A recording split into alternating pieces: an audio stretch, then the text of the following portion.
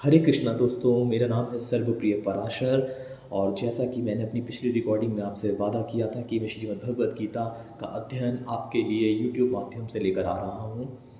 दोस्तों, ये है श्रीमद् भगवद गीता यथारूप श्री प्रभुपाद जी द्वारा। इसका जो उनके लेखक हैं श्री प्रभुपाद जी हैं। तो मैं चाहूँगा कि आप श्रीमद् भगवद गीता यथारूप का ही अध्ययन करें। इसके अनेकों लेखक हैं, लेकिन जो सबसे ज़्यादा इफ़ेक्टिव लेखक के जो भाव प्रकट हुए हैं वो श्री प्रभुपाद जी द्वारा ही प्रकट हुए हैं।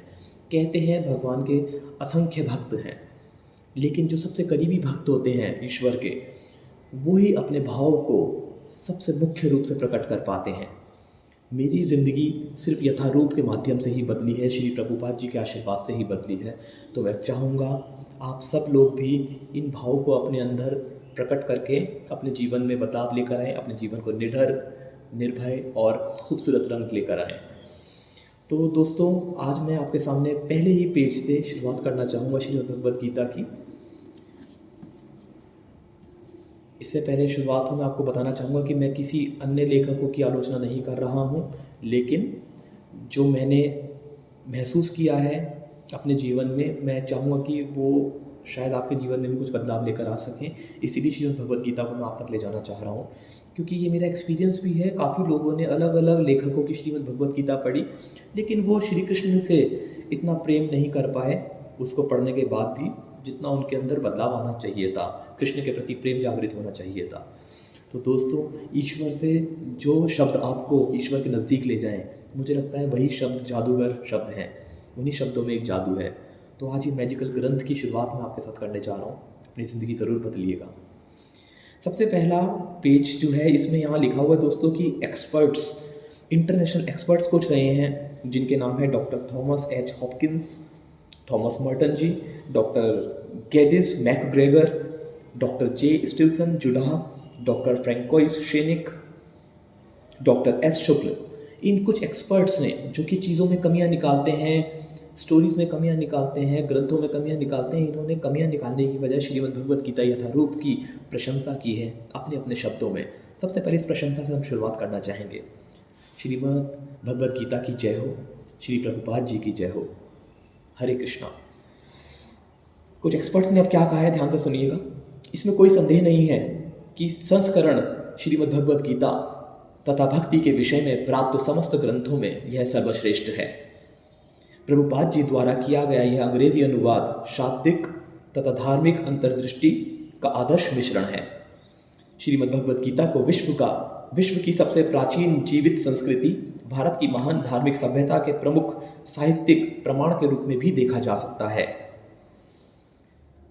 पाश्चात्य जगत में भारतीय साहित्य का कोई भी ग्रंथ इतना अधिक उद्धृत नहीं होता जितना कि श्रीमद् भगवद गीता, क्योंकि यही सबसे अधिक प्रिय ग्रंथ है। ऐसे ग्रंथ के अनुवाद के लिए न केवल संस्कृत का ज्ञान आवश्यक था, अपितु विषय वस्तु के प्रति आंतरिक सहानुभूति तथा शब्द चातुरी भी चाहिए थी।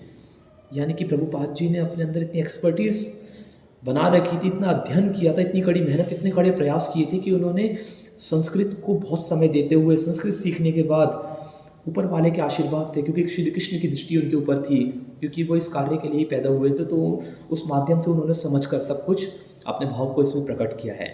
तब जाकर इस लेवल तक ये ग्रंथ आज भी जिंदा है। इस सुंदर अनुवाद में श्री प्रभुपाद जी ने श्रीमद् भगवद गीता की भक्तिमयी आत्मा को समझा है और श्री कृष्ण चैतन्य महाप्रभु जी की परंपरा में मूल पाठ की विस्तृत टीका प्रस्तुत करी है। दोस्तों, सबसे पहले हमें ये समझना चाहिए श्रीमद् भगवद गीता में जो भाव प्रकट हुए हैं, हमें प्रभुपाद जी पे ट्रस्ट कैसे करें, क्यों हम करें, इन चीज़ों पे समझना बहुत ज़रूरी होगा। एक बार की बात है, श्री वाल्मीकि जी, जिन्होंने एक्चुअली में रामायण लिखी थी, राइट। और एक बार उनको भी कॉम्प्लेक्स हुआ, क्यों किसी ने उनसे कहा कि यार कहीं ना कहीं कुछ मिसिंग है, आपकी रामायण में वो बात नहीं है जो होनी चाहिए।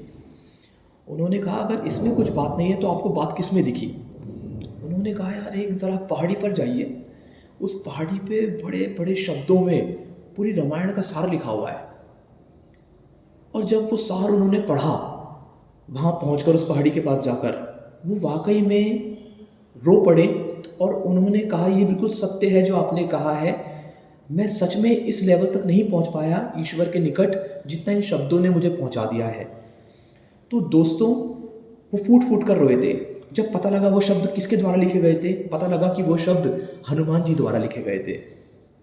हनुमान जी खाली बैठकर पहाड़ी के पास बैठकर उन्होंने पहाड़ी पे वो पूरी रामायण लिख डाली थी।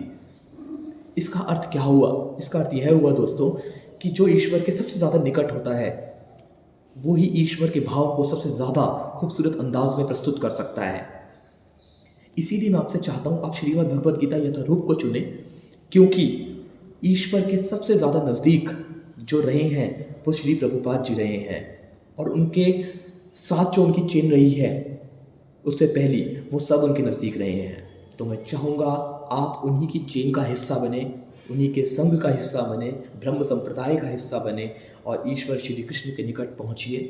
आज की इस शुरुआत में सिर्फ मैंने आपको यही समझाने का प्रयास किया है कि आखिर यथारूप को क्यों चुना जाए। तो सबसे पहले इस यथारूप को चुनिए, इसको खरीदिए, इसको लेकर आइए अपने घर में और मेरे साथ इसका अध्ययन शुरू करें। मैं जब जब पृष्ठ आपके सामने बताऊंगा कि मैं इस पेज पर हूँ, आप उस पेज को ओपन कर लीजिए। मैं आपके सामने उस पेज को पढ़ूंगा और उसके सार को समझाने की आपको प्रयास करूंगा। धन्यवाद। फिर मिलेंगे अगली रिकॉर्डिंग में। हरे कृष्णा।